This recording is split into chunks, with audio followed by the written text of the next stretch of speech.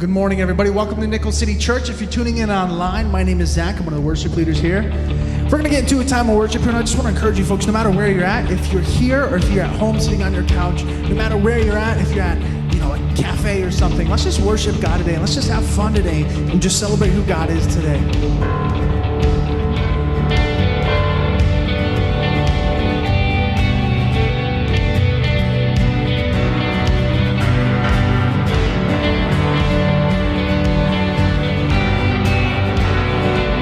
This out, sing salvation. Salvation sounds a new beginning. As distant hearts begin believing, redemption's beat is unrelenting. Your love goes on. Your love goes on. You carry us when the world gives way. You cover us with your endless grace. Your love is relentless.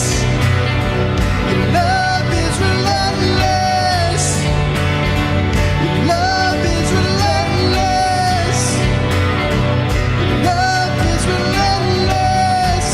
The time is up for chasing shadows. You gave the world a light to follow. A hope that shines beyond tomorrow. Your love goes on. Your love goes on. You carry us when the world gives way.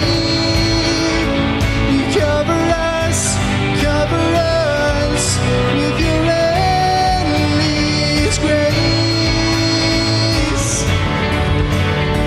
Your love is relentless. Your love is relentless. Your love is relentless. Your love is relentless.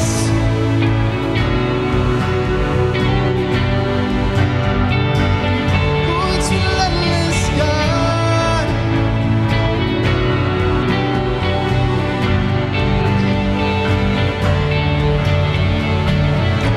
Tearing through the veil of darkness, breaking every chain, you set us free. Fighting for the furthest heart, you gave all your life.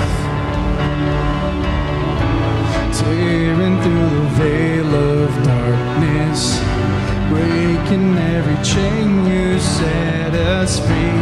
Fighting for the furthest heart, you gave all your life, all to see. You carry us when the world gives way. You cover us endless grace. Your love is relentless. Your love is relentless. Your love is relentless. Your love is relentless.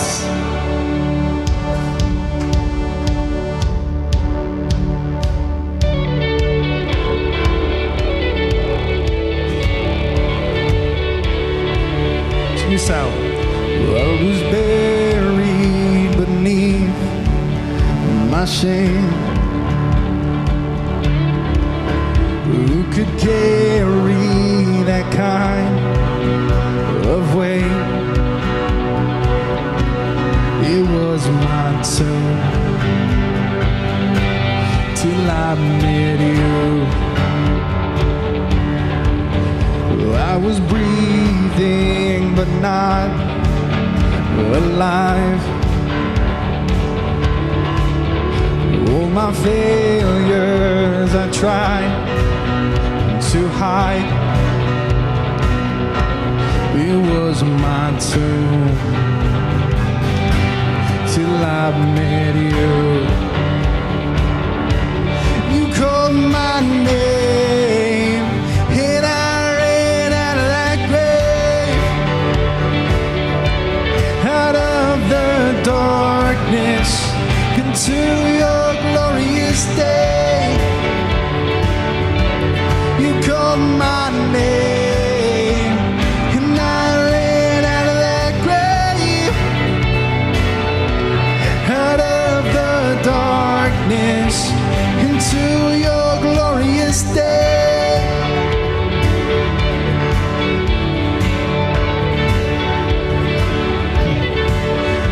Now your mercy has saved my soul. Now your freedom is all that I know. The old made new. Jesus, when I met you, call my name. You called my name and I ran out of that grave, out of the darkness into your glorious day. You called my name and I ran out of that grave, out of the darkness into your glorious day.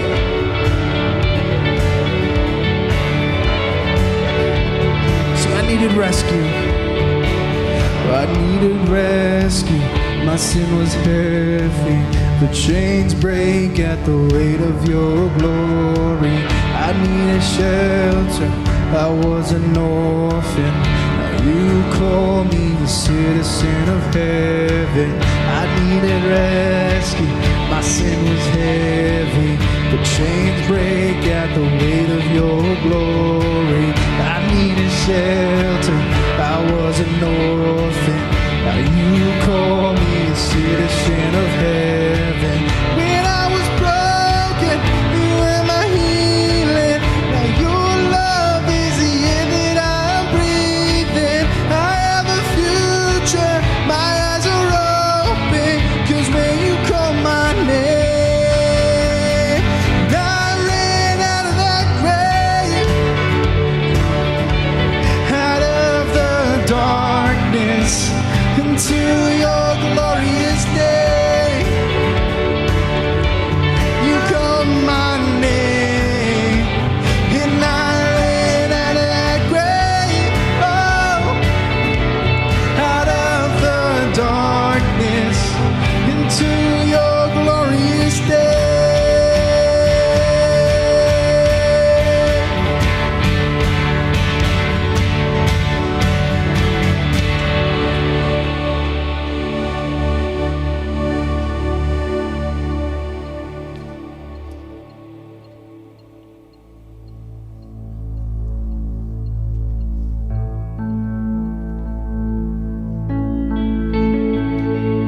Good news is that, right? That we have been saved by God through His grace, through His mercy. That He forgives us, gives us a new start. I'm so grateful for that. But we know that that's not where the good news, the gospel message ends. It doesn't just end with our forgiveness, kind of a clean slate. It actually is an invitation into something greater. God invites us to be part of His victory. He says that now we can live in freedom, we can live in power, we can live in joy, even in the midst of hardships. And this is really what a relationship with God brings. It's more than just being forgiven, but it's actually stepping into a whole new way of life. And it's all available because of what Jesus did for us. In fact,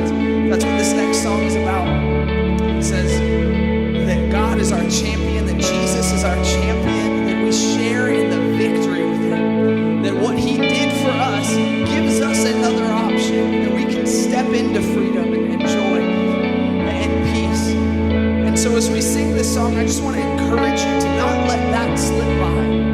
There's more to this Christian life than just being forgiven. It's about stepping into freedom. It's about stepping into victory. And it's all possible through Jesus. So I don't know what you're facing. I don't know what you're going through. But whatever it is, I know that there's hope because of Jesus. And so I would just encourage you as we sing the songs to just refocus our heart. To say, God, I'm ready for a new way of life. I'm ready for something different. I don't want to do things the same way I've always done them, God, but I want to share in your victory. I want to share in joy. I want to experience the life that you've designed for me.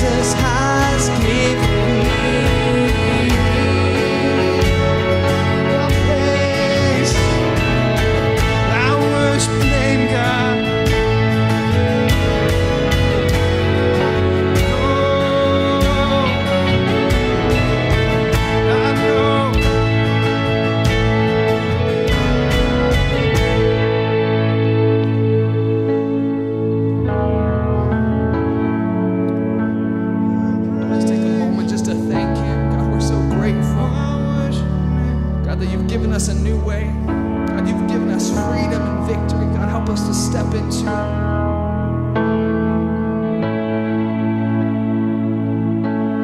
God, we want more of you today. We invite you in. Oh, I need you. Sing, you are my champion. You are my champion. Giants fall where you stand undefeated. Every battle you won. I am who you say I am.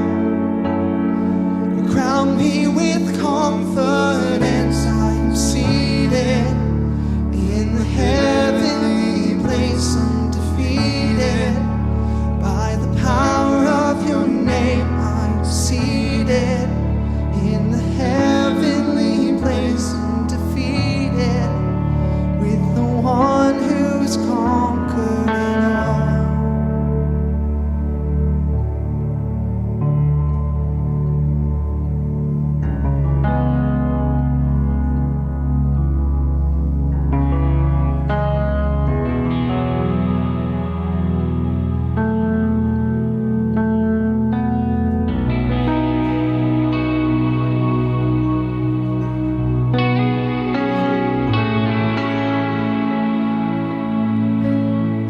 I have this hope as an anchor for my soul. Through every storm, I will hold to you with endless love. Oh, my fear is swept away, in everything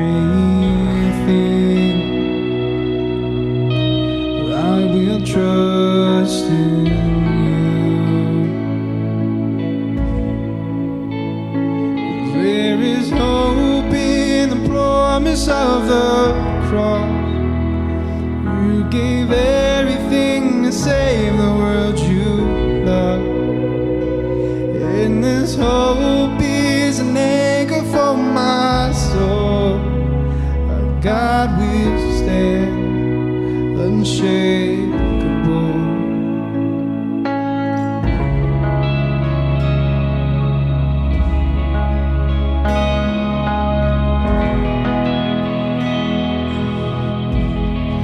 Unchanging one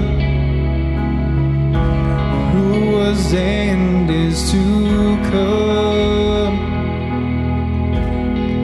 Your promise sure,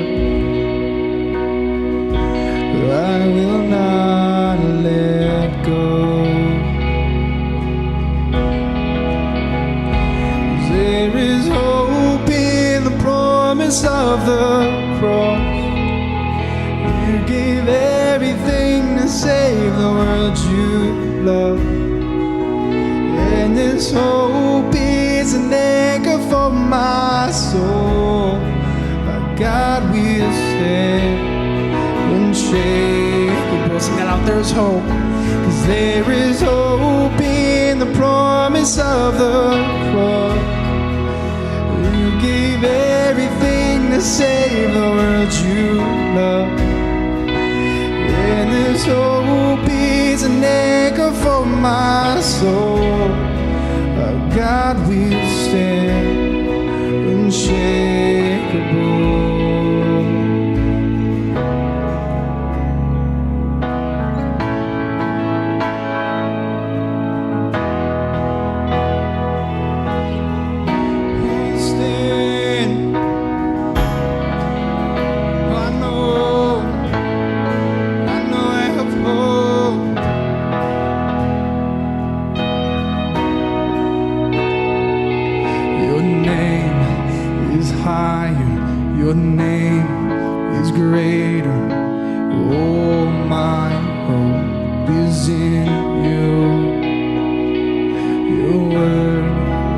unfailing, your promise unshaken. Oh, my hope is in you. Sing that out.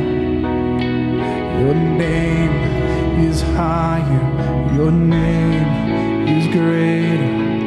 Oh, my hope is in you. Your word unfailing, your promise unshaken. Oh, my hope is in you. Cry this out to God. Say your name. Your name is higher, your name is greater. Oh, my hope is in you. Your word unfailing, your promise unshaken. And all my hope is in you. Cry this out, your name is higher, your name is greater. And all my hope is in you. Your word unfailing, your promise unshaking. All my hope is in you.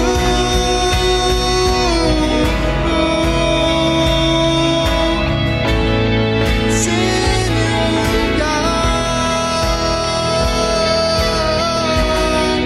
My hope is in you. I need you, God.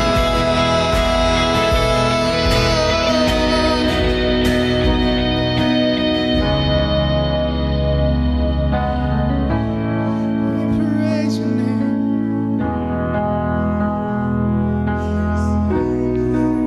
It's in you, God.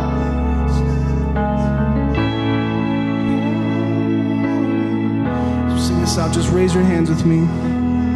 Just cry out to God, because God's worthy. God's worthy of all the praise. And in this moment, if you just lift your hands up with me and you just cry out to God and you just sing, God, your name is higher. Sing this out with me. Your name is higher, your name is greater. No, my hope is in you. Your word unfailing, your promise unshaken. Oh, my hope is in you. Sing this out. Let's sing, there is a hope. Sing this with me. Let's lift our hands. Let's just pray to God. 'Cause there is hope in the promise of the cross. You gave everything to save the world you love. And this hope is an anchor for my soul. Our God will stand unshakable. Cry that out. Sing, there's hope. 'Cause there is hope in the promise of the cross. You gave everything to save the world you love. And this hope is an anchor for my soul. Our God will stand unshakable. God, you're worthy of all the praise. God, we stand here, we just cry out to you that God, you're worthy. But God, we need you in this place. We need you in our life. We need you to take the reins. We need you to show us the direction and the plan that you have for our life. 'Cause God, you're unchanging. And we need to use you as our foundation so we can build up our life according to your plan, God. So just come into our life and come flood our life and be that foundation we need to live our best life according to your plan, and we can continue to walk. We can continue to live in the way that you have set out for us, God. So just come take the reins, come take our life and use it for your will, God. God, you're worthy of all the praise. We just worship you in everything that you are, God. We love you, God. Amen.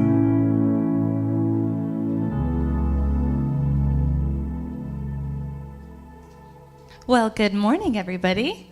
Hi, good morning. Well, I just want to say, I don't know about you guys, but it's such a joy to come here every single Sunday and worship God with you, because God is worthy of worship no matter what's going on in the world or going on in our lives. God remains constant and he remains the same, and he's always, always, always worthy of what we can offer him when we give our hearts to him. But anyway, my name is Deanna and I'm the hospitality coordinator here at Nickel City Church. This is Jada and she's part of our hospitality team. And this morning we just have some reminders about some things that are going on within the church today as well as all throughout the week. Yeah, so like Deanna said, we love that we're able to come here on a Sunday morning and we can learn more about who God is with our community and with our friends. But it's no surprise that there's a pandemic going on right now. So we haven't touched on some of our guidelines in the past few weeks, so we're just going to do that real quick to remind you guys of the things we have in place.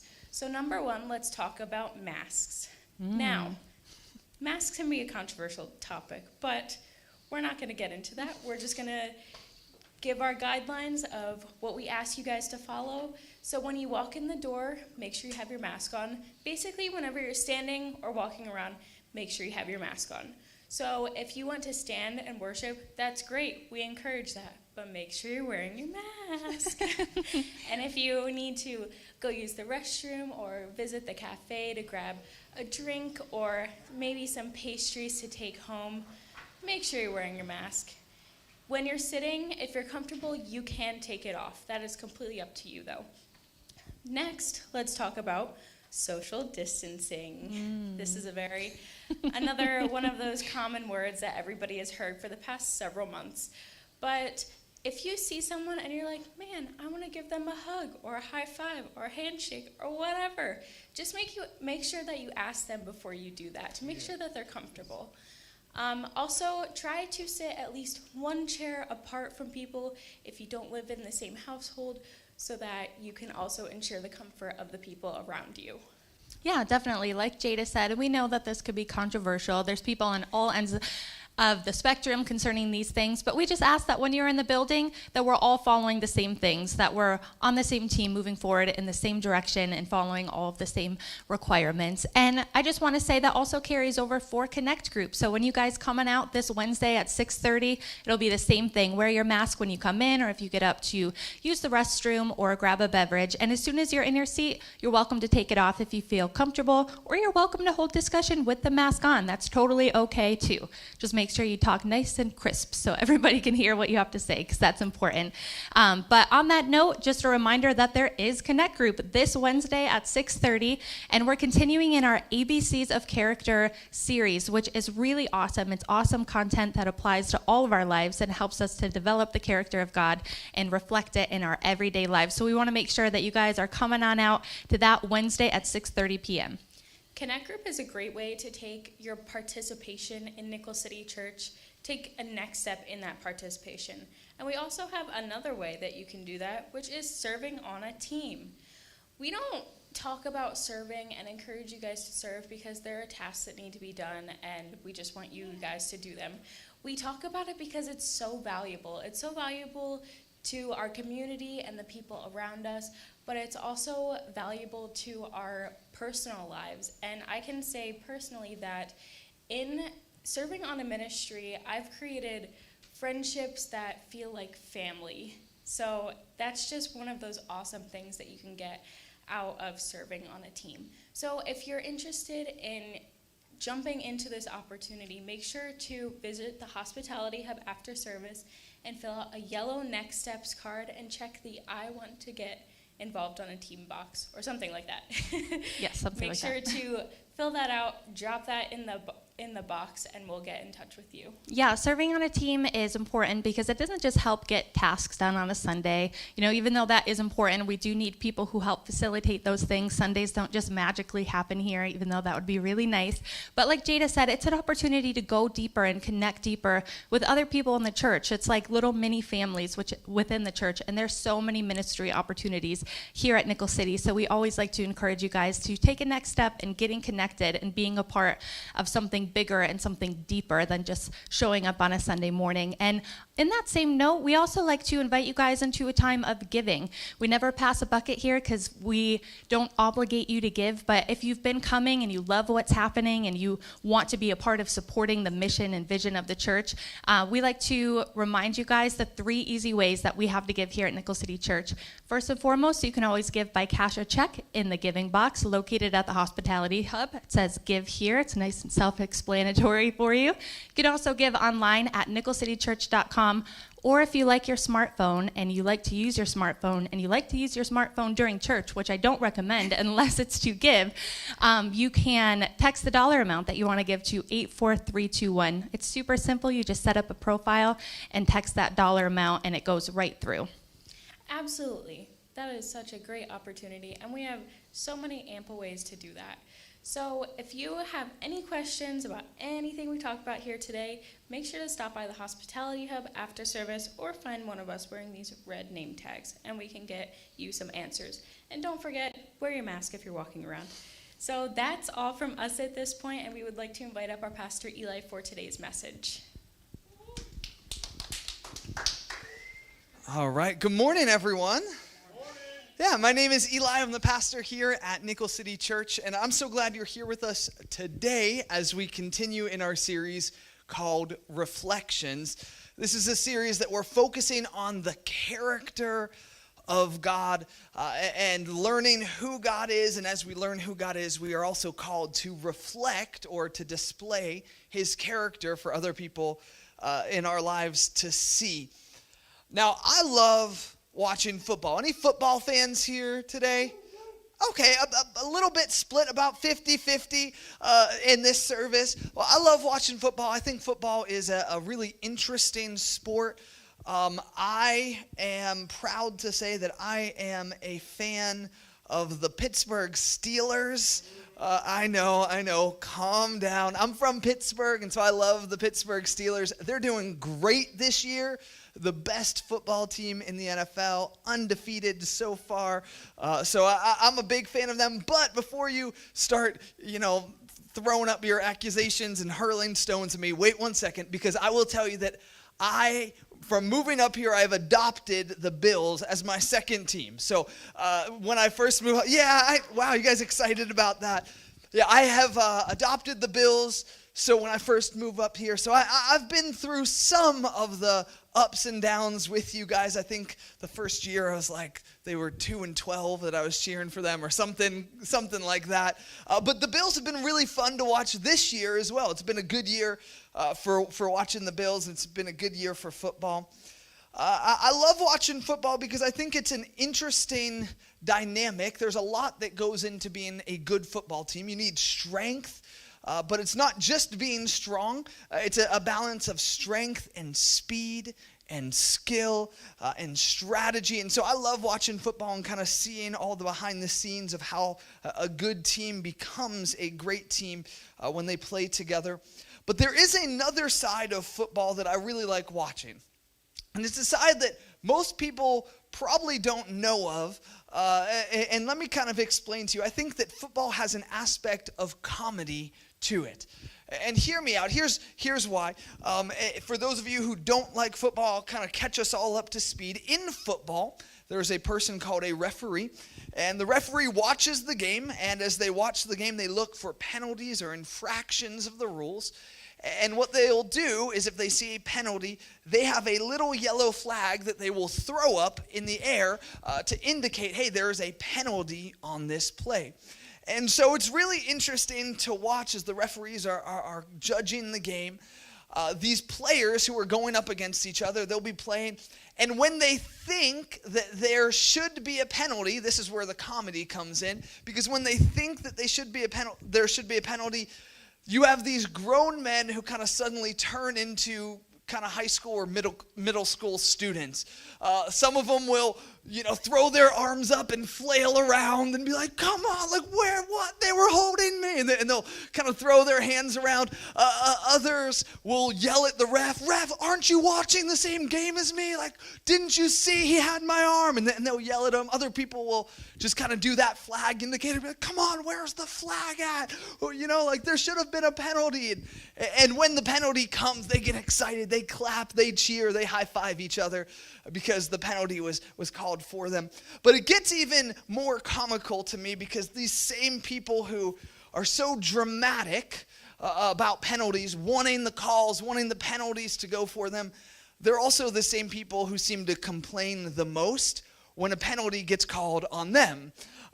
The same person who just was saying, where's the penalty? Will then be like, what? I wasn't holding. I never hold. I've never held in my life. What are you talking about? You know, and so they'll be arguing with the ref and they'll throw this big fit if a penalty goes for the other team. And it's kind of funny to me to watch because there's these grown men, these players who want penalties to be called for them. But whenever a penalty call goes for someone else, they don't want the other team to benefit from the same rules. And this actually kind of leads us into this next quality of God. I think that a lot of times it's this same way with us. This quality of God that we're about to look at, I think that all of us love to have it go our way. This quality of God, we love when it happens for us. We love when it benefits our lives, but when it benefits someone else, when it's good for someone else, we don't really like that as much. It's harder to celebrate sometimes. In fact, I would go as far to say that this character quality of God, we love to receive it, but it is a quality that is very difficult or that we don't like to reflect or display. So we like to receive this quality, but we don't like to pass it on to others. I would say a lot of times we try to keep this quality of God to ourselves. And maybe you're guessing at what quality that could be, but I'll tell you here that today the quality of God that we're going to look at is the fact that God is merciful. God is merciful, and he calls us to be merciful as well. Now, I think that we love to receive mercy. I think that that's a good thing. In fact, I grew up going to church, and there was a song that we would sing, and it was called Amazing Grace. And it went, Amazing Grace, how sweet the sound that saved a wretch like me. So, you know, hey, I'm a sinner. I've messed up. God, I'm so glad you've saved me, and I'm so glad, you know, things were good. I remember, in fact, sometimes coming back from church, we would be singing about the mercy of God, and we're receiving the mercy of God.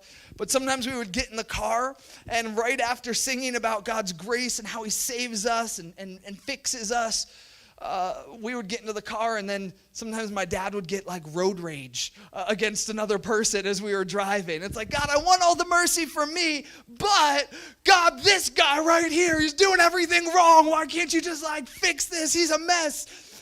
And so a lot of times in our lives, we like to receive the mercy of God and the grace of God, but we don't like to display it or give mercy or grace to others.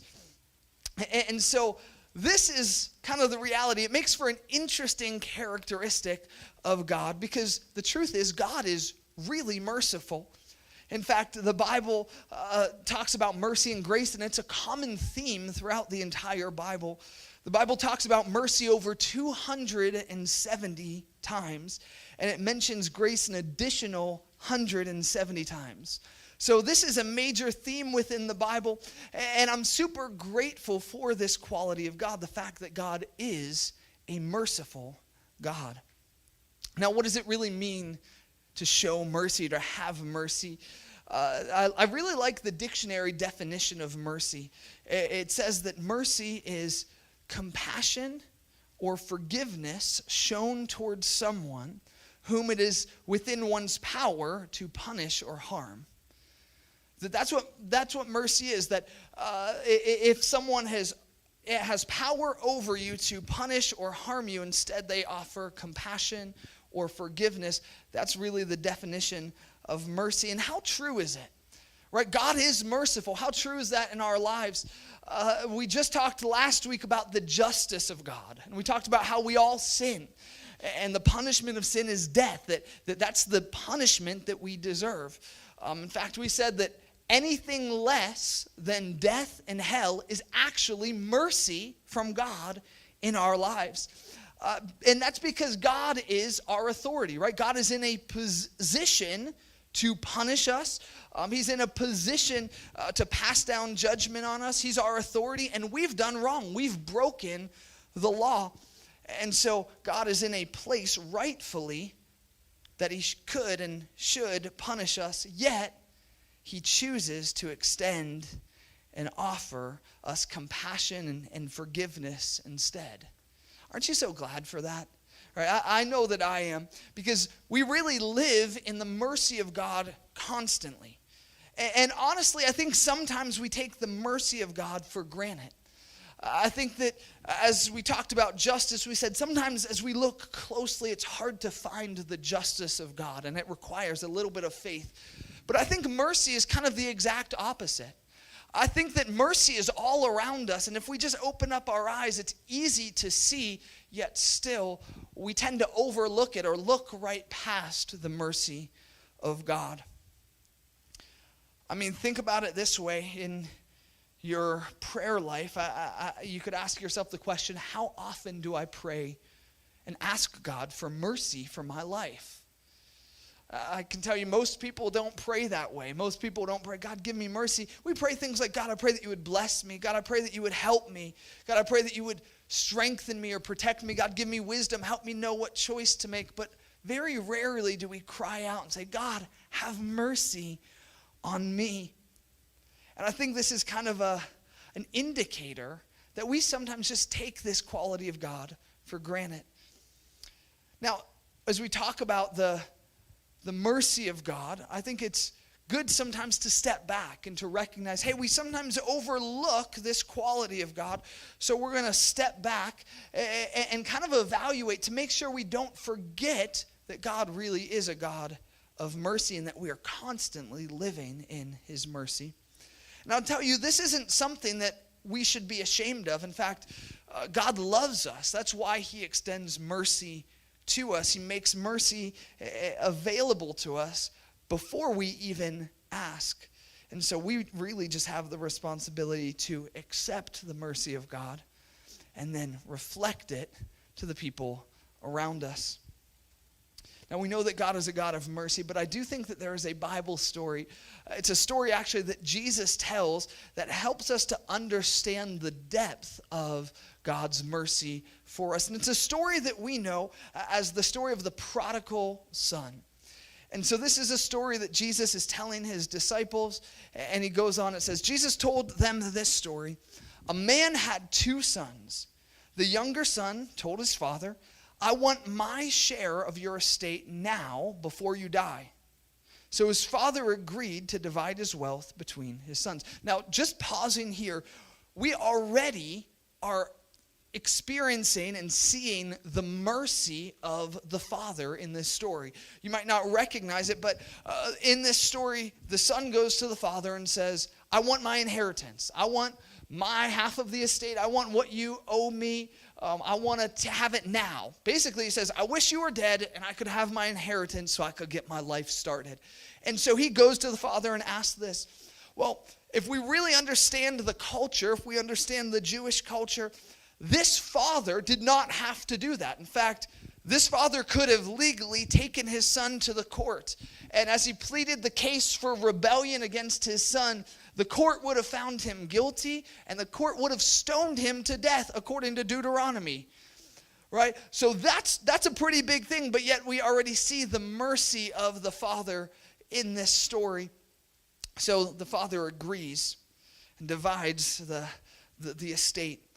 It says this, a few days later, the younger son picked all of his belongings up and moved to a distant land. And there he wasted all his money in wild living. About this time, his money ran out. A great famine swept over the land, and he began to starve. He persuaded a local farmer to hire him, and the man sent him into the fields to feed the pigs. The young man became so hungry that even the pods he was feeding the pigs looked good to him, but no one gave him anything. When he finally came to his senses, he said to himself, at home, even the hired servants have food enough to spare, and here I am dying of hunger. I will go home to my father and say, Father, I've sinned against both heaven and you, and I'm no longer worthy of being called your son. Please take me on as a hired servant. So basically he has this kind of change of heart and says, I know what I'm going to do. I'm not going to ask for my dad to forgive me. I'm not going to ask for my dad to kind of accept me back into my former position. But man, I'm going to tell him that I'm sorry and see if he'll just accept me as a servant. If I'll just be a servant in his household, I'll be living better than I am right now. And so it goes on, it says, so he returned home to his father. And while he was still a long way off, his father saw him coming. Filled with love and compassion, he ran to his son, embraced him, and kissed him. His son said to him, Father, I've sinned against both heaven and you, and I am no longer worthy of being called your son. But his father said to the servants, quick, bring the finest robe in the house and put it on him. Get a ring for his finger and sandals for his feet, and kill the calf that we've been fattening. We must celebrate with a feast, for this son of mine was dead and is now returned to life. He was lost, but now he's found. And I love this last line. So the party began. I really love this. This story, I think, teaches us the character of God. It really shows us the heart of God in this short, simple story. In fact, there's so much that we can learn from this story, and it actually leads us into point number one. And it's this, that God forgives, and so we should forgive too. This is part of God's mercy. As we look at the mercy of God, we see that his heart is for forgiveness. And so God forgives, and we should forgive too. In this story, we see the prodigal son, this rebellious son, and he kind of creates a formula in his mind, says, I'm going to go and just try to be a servant. And as he returns home, the father does a few things. We see the father ran to him, right? He ran to him, he embraced him, and he kissed him. And I think all of those are significant. In fact, the fact that it says that he ran, this is a big deal in that culture, because a dignified person would never run. A dignified person, it was kind of considered like a disrespect for a dignified person to run. They had servants, they had messengers who would run for them, but a dignified person would never run. But yet this father throws off all those social standards. He says, I don't really care what people think. I'm running towards my son. I love that. It shows us God's heart. The second thing he did was to embrace him. And I think this is really significant because he embraces him before the apology ever comes. In fact, think about it, right? The son has this whole speech planned out. He's probably getting ready to say it. He probably has rehearsed it 1,000 times on the journey. He's getting ready to say it. But before it ever comes out, the father embraces him and already starts the process of reconciliation. I love that we see the heart of God, that God is ready to embrace and accept us back the moment that we step back onto the property. And then the third thing he does is he kisses him. And I don't know about you, but I'm actually kind of cool with this 6 feet apart thing. I don't mind being a little bit more distant from people. I'm not a super touchy-feely, kind of affectionate person. In fact, I know that there's friends of mine who are Italian who kind of kiss everybody. I don't kiss hardly anyone. I kiss my kids, and I kiss my wife, and that's it. Like, I don't kiss anyone else. But this is really significant, right? Because he's kissing his son, and you can just imagine this moment. It's basically an invitation, welcome back to the family, right? He's kissing him, saying, hey, you're back in the family, whether you know it or not, whether you're coming to ask to be a servant or not. I'm actually inviting you back into sonship. I'm inviting you back to part of the family. And so this is such a significant story that shows us the heart of God. Because in this story, the Father represents who God is, and his mercy and his grace, his forgiveness. And we are the rebellious son. We're the runaway Son. And as soon as we come back to God, as we take that first step, God meets us there and he runs after us and embraces us and welcomes us back to his family. I love it. We see that forgiveness is a big part of God's mercy, and it's important to God. In fact, forgiveness is so important to God that talks about it elsewhere in the Bible, and Jesus himself says that if you don't forgive others, that God won't forgive you. Now that's pretty significant, right? Because we know God is a God of grace and mercy, and that he is looking and expecting and wanting to reconcile and to bring us back to him. But God cares about forgiveness so much that he says, if you don't forgive others, I won't forgive you. And we can actually take a look at where it says that in the Bible. It kind of comes from a story Jesus told. It says this: then Peter, who's one of Jesus' disciples, came to him, to Jesus, and asked, Lord, how often should I forgive someone who sins against me? Now, this is a pretty solid question, right? If Jesus were here, I probably would ask something similar. Like, Jesus, I got this person in my life who is kind of taking things over the top. I've forgiven them a few times. What does this look like? How much longer do I let this go on? And it's a good question until Peter starts to answer it himself. He tries to give the answer as well. Says, how many times? And then he goes, 7 times? 7? Is that enough? Like, that looks pretty good to me. What do you think, Jesus? 7 times, is that enough? And so he tries to answer his own question. And I love the way that Jesus responds. You know, I think sometimes in the Bible, we have an image of who Jesus was. And even in paintings, like we see Jesus just so stoic, like, like sitting there and so serious all the time. But what I see in the Bible, that's not who Jesus was. In fact, as we look at the crowd that Jesus hung out with his disciples and with kind of the tax collectors and those kind of people, we see that Jesus hung out with a crowd that joked with each other. They had nicknames for each other and they teased each other. And so we see that. We also see Jesus have a lot of wit. He kind of has these witty comebacks against the Pharisees and even sometimes a little bit sarcastic towards them. And it's kind of like, hey, you think you're smart? Let me teach you. And so I think Jesus was fun to be around. Can I just tell you that? I think Jesus was like a bro. Like, I feel like if Jesus were here, like, he would be the life of the party. And of course, he's a great teacher. And of course, he teaches us life. But I feel like his personality was attractive. And so I feel like I can see that kind of in this response that Jesus gives. Peter's like, hey, Jesus, I got this guy who's bugging me. 7 times I've forgiven him. Is that enough? And Jesus responds like this and says, no, not 7 times, but 70 times 7. I can just imagine him being like, hey guys, Peter thinks he has this figured out, right? He thinks 7 times is enough. Peter, let's go a little higher. Little more. Let's go 7 times 70, And so Jesus responds to Peter. He's like, hey, bud, you're not even close. You want to see the mercy of God? You want to see what true forgiveness looks like? It's not 7 times. It's way beyond that. And so Jesus replies to that. But then he goes on to tell a story in the next verse.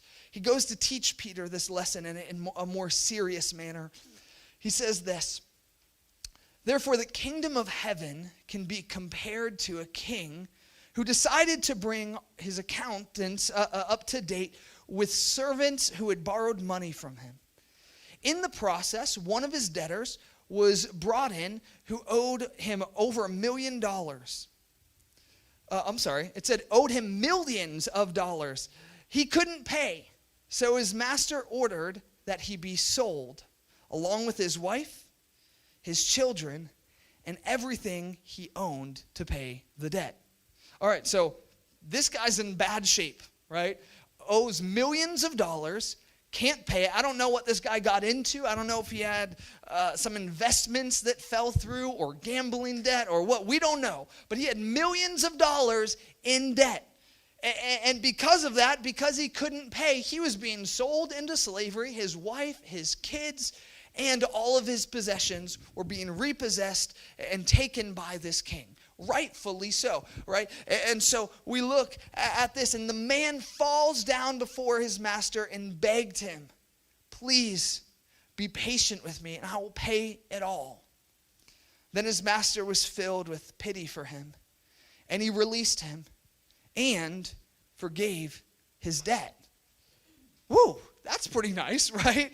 I don't know about you. I don't know what your debt situation looks like in life. I don't know if you have a mortgage. I don't know if you have student loans or if you have a car payment. But could you imagine if you just got a phone call from those people like, hey, we saw your financial situation. We're kind of feeling bad for you, so we're just going to erase it. You're now debt-free at this moment. I think a lot of us would like that, right? We'd be like, okay, like the fresh start, kind of living the dream. This is what everyone wants, to be debt-free. And so this is a big thing. This guy's now forgiven, no debt to his name. He is getting a clean start. He's living large. He's having what all of us are dreaming for, to be completely debt-free. But watch what he does next. It says, but when the man left the king, he went to a fellow servant who owed him a few $1,000s. He grabbed him by the throat and demanded instant payment. His fellow servant fell down before him and begged for a little more time. Be patient with me and I'll pay it, he pleaded. But his creditor wouldn't wait. He had the man arrested and put in prison until the debt could be paid in full. When some of the other servants saw this, they were very upset. They went to the king and told him everything that had happened. Then the king called in the man he had forgiven and said, you evil servant, I forgave you that tremendous debt because you pleaded with me. Shouldn't you have mercy on your fellow servant just as I had mercy on you? Then the angry king sent the man to prison to be tortured until he had paid his entire debt. Jesus goes on and he says, that's what my heavenly Father will do to you if you refuse to forgive your brothers and sisters from your heart. Wow. Right? That's really intense. We talk about this God of mercy, and it's true. He offers his mercy and his grace so abundantly and so freely, but he does hold us to a standard. He tells us, hey, I forgive you. I'm forgiving you a great debt, and now you are required to forgive and to show mercy to others. See, this is God's heart. It's a heart of forgiveness. He forgave us a great debt. The sin that we had that was leading us to death and to hell, he wiped that away. And so he calls us, he commands us, he expects us to forgive others as well. And we shouldn't do it reluctantly. I would say that we should start making forgiveness normal. So normal, in fact, that we're looking to offer forgiveness, that we're looking for opportunities to forgive the people around us. Kind of like the heart of this Father, that we're running towards them, looking to forgive and to cause reconciliation. In fact, I would go on as far as to say that there's a lot of studies that show how bad unforgiveness and bitterness are for you. In fact, in your physical body, there's medical studies, and in the medical journals, they say that holding in bitterness or anger or unforgiveness, that it's bad for your health. It's bad for your heart. It's bad for your cell reproduction. It's bad for your health in general.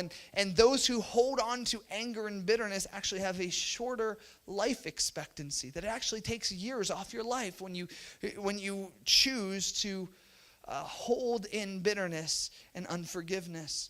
So it's bad for us physically. We see that it's bad for us spiritually. Our relationship with God is in jeopardy when we don't forgive others. And so I really have no other explanation or no better way to say that we need to forgive others. We need to forgive others. Now, there is some good news as well, because God gives us this commandment, and there's some good things that happen as well when we choose to forgive, when we step into God's command to forgive. Because God is merciful, he calls us to be merciful. And when we choose to be merciful by forgiving others, what happens is it actually points people to who God is. This is a way that we reflect this mercy of God. Because in our society today, in our culture today, it is not normal to be quick to forgive. It's not, right? People hold on to grudges, hold on to bitterness. That's more of the normal thing. So when we choose to forgive, when we choose to obey God's commandment, there's actually a benefit in our lives as well. And it's that when our friends and our family and our coworkers see that we aren't holding on to offenses, that we refuse to hold on to unforgiveness, it actually shows them that there's something different, and it points them to the character of God. It points them to the fact that, hey, you know, I've been forgiven of a lot of things in my life, so of course I'm going to forgive others around me. So simply obeying God's command to forgive is actually a way that we reflect his mercy to others, which is good news, because forgiving is hard enough on our own that it's not two separate things that we have to try to do, to forgive and then to try to reflect it. Simply, we have to obey what God tells us, and God then uses it to reflect his character for others to see. So that's the first way that we see God's mercy. It's through forgiveness. The second way that we see God's mercy is this. It's that God is patient with us. God is patient with us, and so we should be patient with others. In the book of Psalm 145, it says this: the Lord is gracious and compassionate. Two good qualities, right? He's slow to anger and great in mercy. I love that, right? He's slow to anger. He's patient, and his mercy is great. He's abundant in that category. Now, God is patient with us, so we should be patient with others. And I'll tell you that this is hard for me. I'll be honest and say, this is a hard thing for me to do. I am not naturally a very patient person, especially when it comes to others. I tend to write people off quick. Maybe you're in the room and you have that quality as well, that you write people off quick. I know growing up in my life, I really believed, and I lived my life for a long time believing that I really just needed a first impression of someone. That's all that I need. In that first impression, I could tell if that person was a leader, if they had potential, or if I wanted to be their friend, or if we would get along simply from a first impression. And for most of my life, I kind of lived with that philosophy. But man, I'm so glad that's not how God treats us, right? That's not how God views us, or that's not how he acts towards us. God doesn't see us where we're at. In fact, he doesn't look at us in the brokenness, but he sees the potential of who he created us to be. He sees us and sees the value of us, and he speaks to us from there. In fact, the Bible is full of examples of people who God raised up or called up, people who others had written off, and God used them in big ways. And so this is all part of God's mercy. It's that he's merciful because he is patient. And so we are called to be patient as well. You know, patience is one of the best attributes that we can have.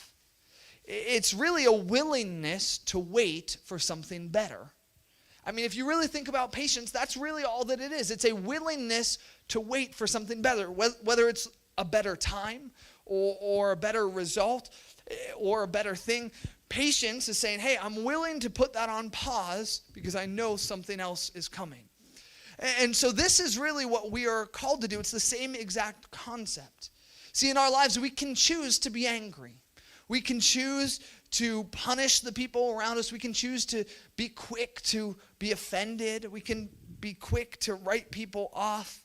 We can choose to hold on to bitterness. These are all things that we can choose, or we can choose to be patient. We can choose to give people time and space to develop and mature. We can give God time to work in their lives and in our situations. In fact, God calls us as Christians to raise others up. He calls us to have a heart of discipleship. So not to be quick to write people off because they aren't there yet, but to see people where they're at and to call out the good and to teach and train and disciple people to something better. You might, in your life, there might be people who are difficult for you to deal with. People who are difficult. Maybe you're quick to write them off or quick to see the worst in them. And I would argue this, I think we all do that, but I would argue that when we do that, it's because we aren't seeing them the way that God sees them.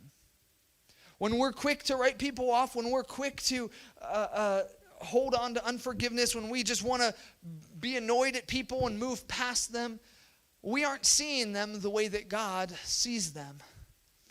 In fact, there's a story in the Bible that convicts me every time that I read it. And it's a story of a few different men. The first one we see in there is a man named Paul. Paul is an apostle. He was a missionary who traveled around the world preaching about Jesus. But he also wrote most of the New Testament. So the second half of the Bible, Paul was the author of most of the books in the New Testament, at least the majority of them.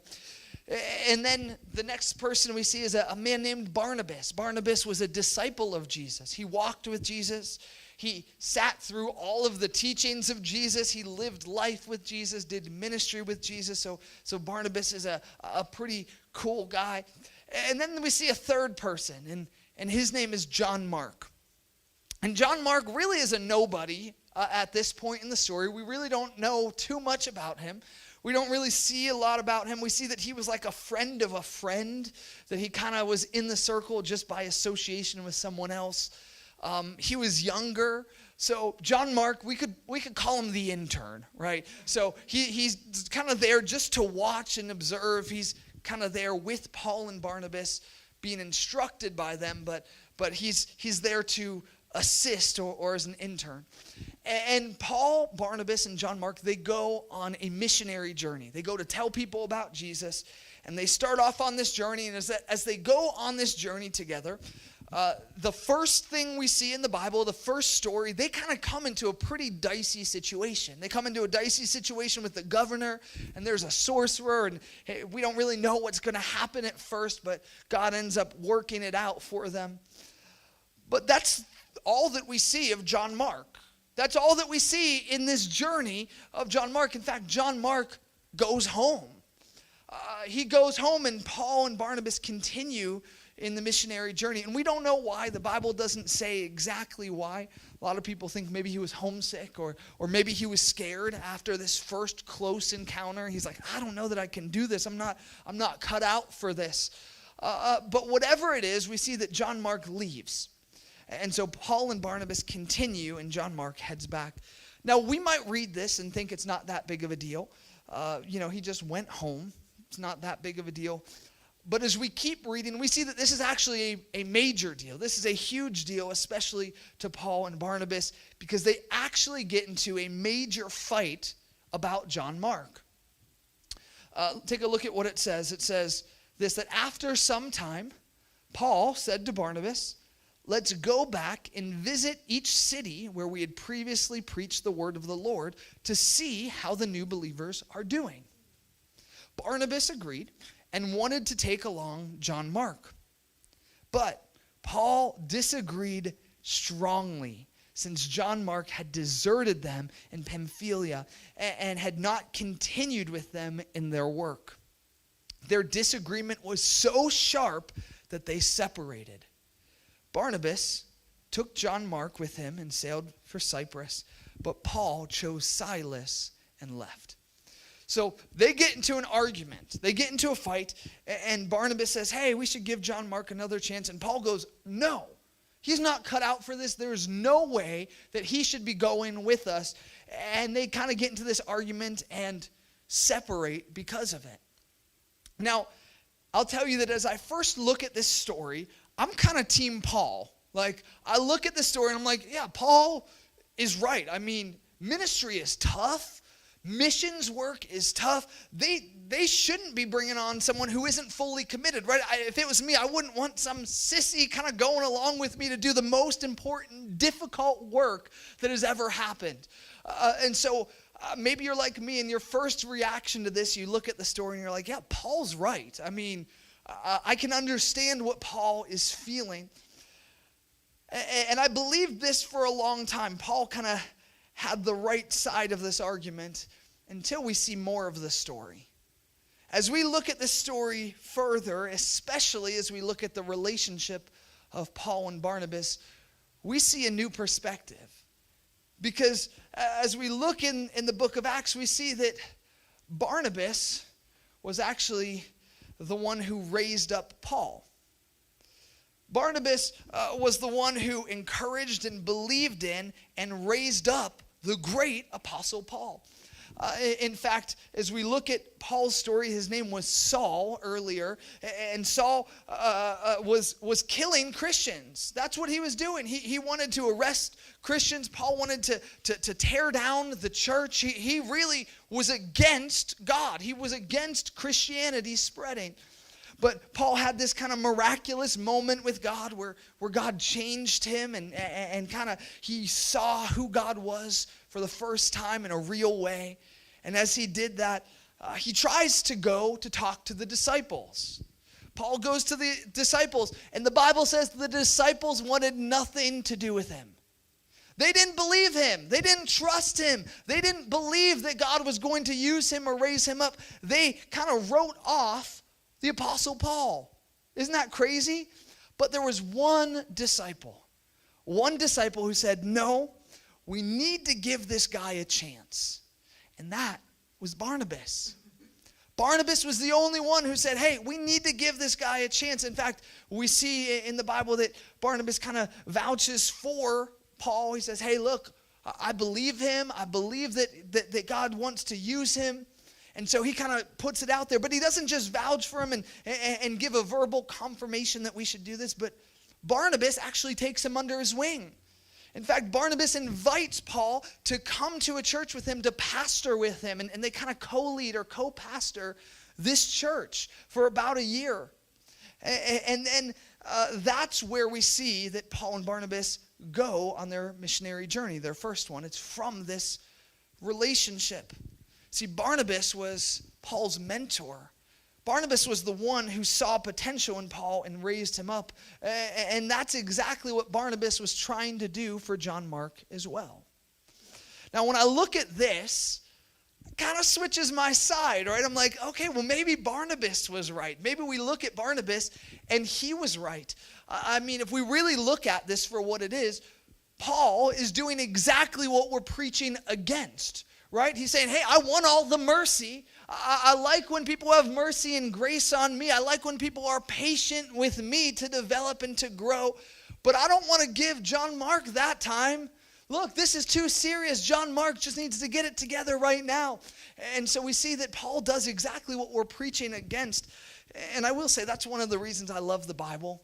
Because the Bible doesn't try to make the disciples or the apostles look perfect and holy. It actually highlights their flaws. It doesn't make them look like saints. It actually shows that they're flawed humans, but God still uses them. And this is exactly what happens. So later we see that kind of in the Bible we could confirm that Barnabas was right. Barnabas was the right side of this because Barnabas and John Mark go and they continue to do missions. In fact, John Mark becomes the pastor of one of the churches there, and he pastors that for some time. In fact, John Mark goes on and he writes one of the Gospels, the book of Mark, Matthew, Mark, Luke, and John. He writes the book of Mark, which gives his account of Jesus. And so we see that John Mark needed a little bit of time and space to develop. That he wasn't ready at the first missionary journey, but ultimately God had something for him. And not only did he write the book of Mark, but the book of Luke is actually based off the book of Mark. Luke was a doctor, and as he saw the book of Mark, he used that as an outline and used a lot of the exact same format and just added in some more details. And so John Mark writes one of the Gospels, but heavily influences another. Isn't that incredible that God uses John Mark?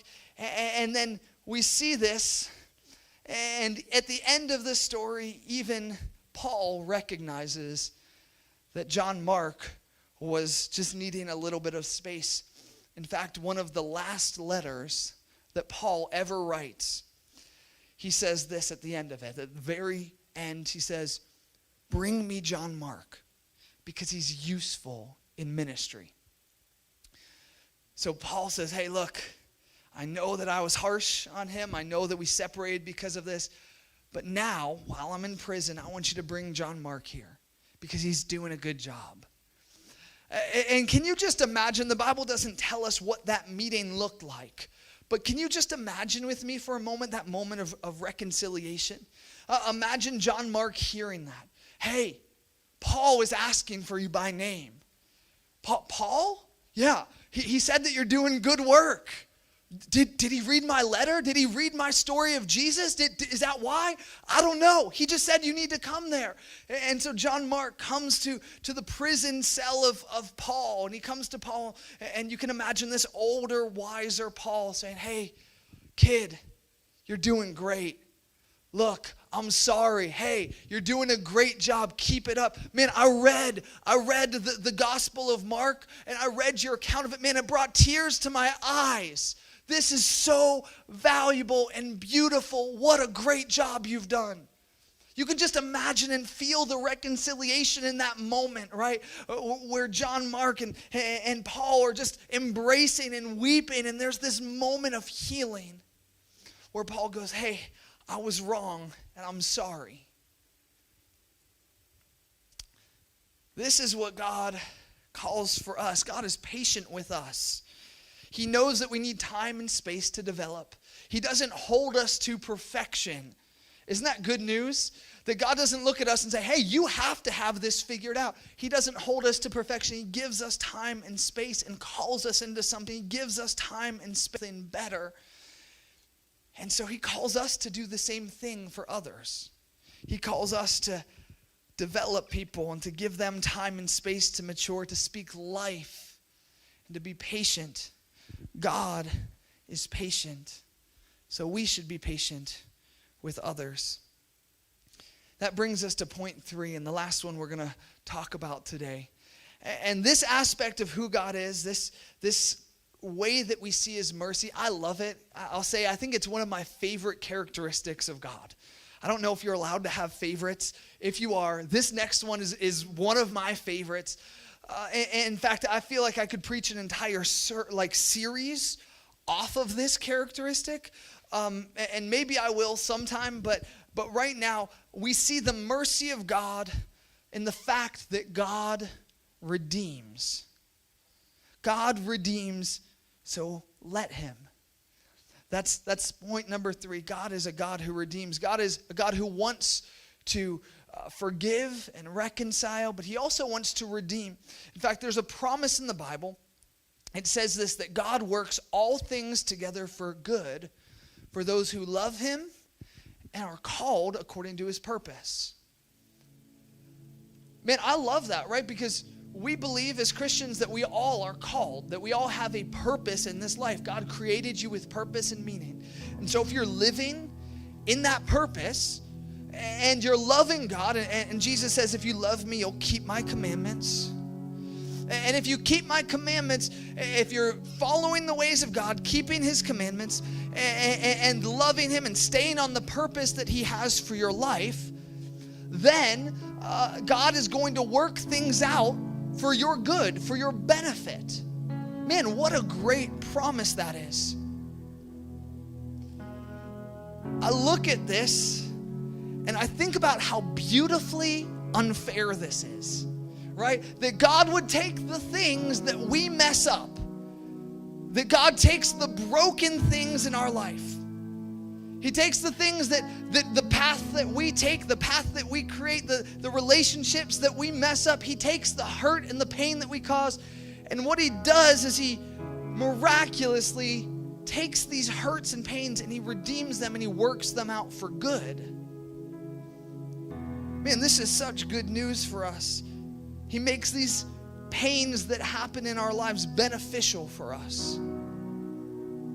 Man, I know a lot of Christians who stand on this promise, who say, you know, I really believe in this. But the reality is we love the redemption quality of God for our lives, but when it comes to God redeeming others, we're kind of like those football players, right? We kind of are the same way that we're like, God, I love when you redeem my mistakes, but God, these people who have hurt me, I don't want you to work this out for them. I only want this for my benefit, not for anyone else around me. In fact, I can tell you, and maybe you're more spiritual than I am, but I can tell you I've never prayed this way for the people who have hurt me. God, I see these people in my life who have hurt me, who have lied about me, who have done things to me. God, and I pray that you would take their mistakes, that you'd work it out for their good. I've never prayed that way, right? I want God to redeem my story, but oftentimes I don't pray and ask God to redeem their story. And I think this is what we do often. We like to celebrate the redemption of God for us. We like to hold on to that promise, but we don't ask God to redeem the people around us or the people who have hurt us.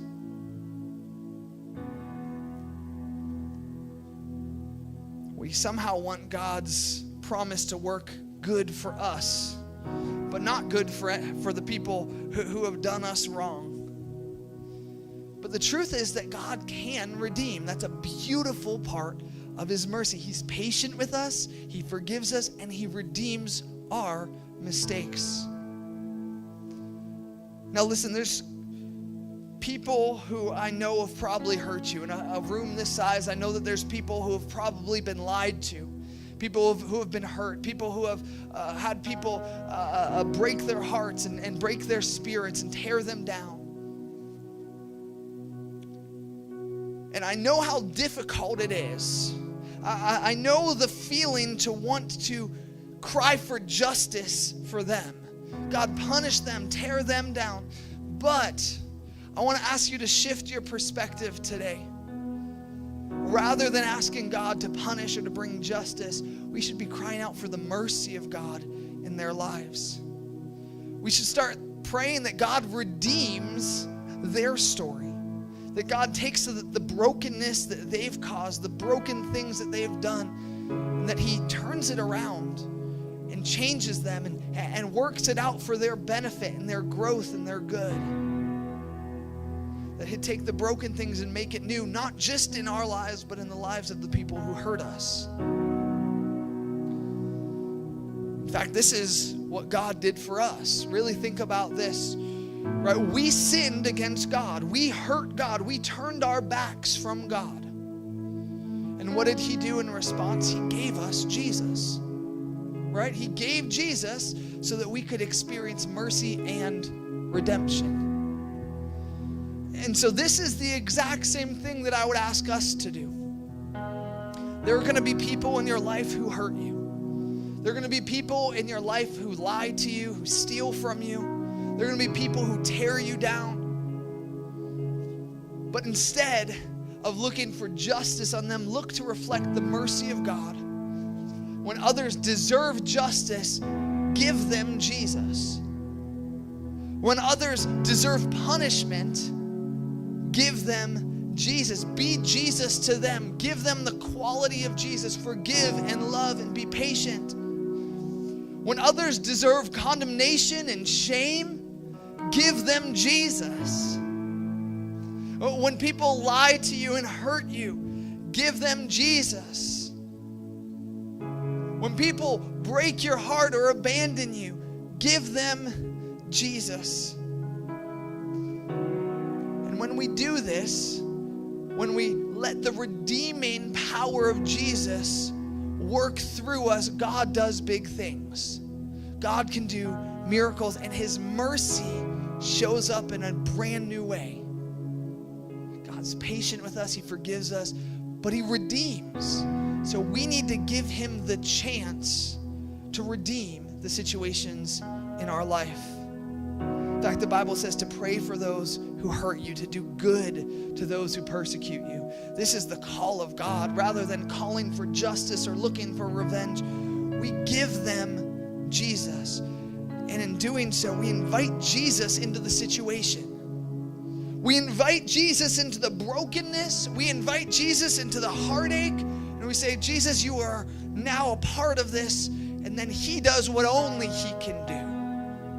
We can't redeem things, but Jesus can. And so that would be my call for us today, that if we really want to reflect the mercy of God, when people hurt us, we give them Jesus instead. That's how God redeemed us. And that's how we can redeem the situations in our lives as well. Not through our strength or power, but through what only God can do through the blood of Jesus. The same things that we receive from God are the things that we're supposed to give away. So when we receive forgiveness, we are supposed to forgive. God cares about that. It matters to him. If you don't forgive others, I won't forgive you. God cares about forgiveness. He forgives us freely, and he calls us to do the same, to be a reflection of that. God is patient with us. He gives us time and space to develop. He doesn't expect perfection, but he looks at us where we're at and says, I see more for you. So let's be patient with those around us. Let's call out the good. Let's teach and train and correct in a way that brings life. And let's let God do what he does best. Let's let him redeem. Let's invite him into the situations by saying, God, I'm willing to act the way that Jesus would act. I'm willing to do what you want me to do. I'm going to forgive. I'm going to be patient. I'm not going to hold on to anger or bitterness. God, I'm going to do what's right even when people do what's wrong. And in doing so, I'm inviting Jesus to be a part of this messed up and broken situation. And let's do that. And I can't wait to hear what God does because of it. I really believe we'll hear miracle stories. I believe that we'll hear relationships mending. I believe that we'll hear situations being turned around. Because where Jesus is, things don't stay the same.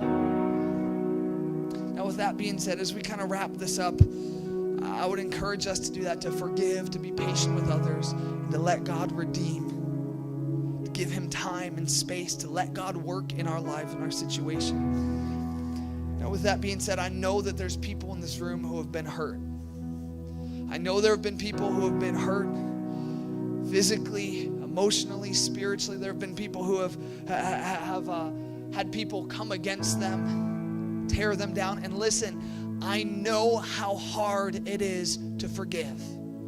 I know how difficult it is to let go and to hand it back to God, to do what's right, to forgive others. I know the pain and the difficulty of it. I know how hard it is to be patient with people. I do. I get it. I know how frustrating it can be to have the same cycle happen over and over, and you just want to be done. I get it. Today, I want to pray for you. If you're in any of those categories, if you say, you know what, I've been hurt, I've had things happen that I'm having a hard time forgiving, I've had things happen in my life, or maybe there's someone in my life that I'm having trouble being patient with. If that's you, if you'll just lift up your hand, say, that's me, because I want to pray over you right now. Yeah, I think that's most of us in this room. Let's just pray right now. God, first and foremost, God, we thank you that you are a God of mercy. God, that's who you are, that you show us your mercy in so many different ways.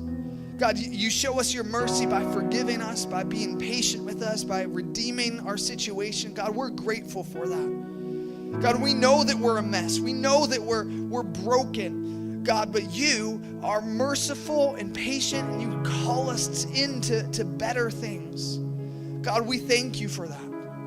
God, we thank you that you love us that much, to welcome us back with open arms, even when we stray away, even when we hurt you, God. God, we thank you. God, but now we come to you and we ask for your help. God, we ask that you would help us to reflect your mercy. God, this is hard, it's painful. God, and I know that there's things that are so hard, God, from years in the past that are so hard to let go. But God, we want to live the way that you've designed. God, we want to forgive. So God, I pray right now that you would help us. God, I pray that you would wrap us up in your arms and in your mercy, God, to make it easier. God, to help us to feel that love and support so that we can let go of the past hurts. God, so that we can forgive.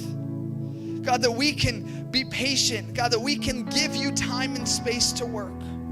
God, I pray for patience in our life.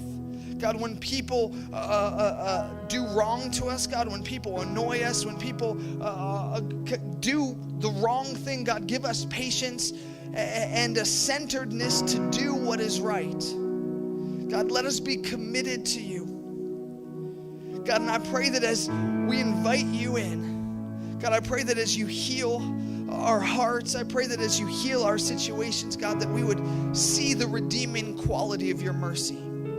God, that we would see things turn around for our good and not just our good, but for the good of those who hurt us. God, that you would work in their lives, that you would bring a renewal, that you'd bring them to the knowledge of who you are. God, that you would work in their life, that they would see you in a real way and be changed by it. God, I pray right now for healing. I pray for peace and for comfort. God, and I pray that you do what only you can do. That you redeem. You bring good even out of the worst situations. God, we love you and we're grateful that you're patient with us. So help us to forgive. Help us to be patient. And help us to see the redeeming aspects. Let good come out of our brokenness. We pray this and believe it in Jesus' name. Amen.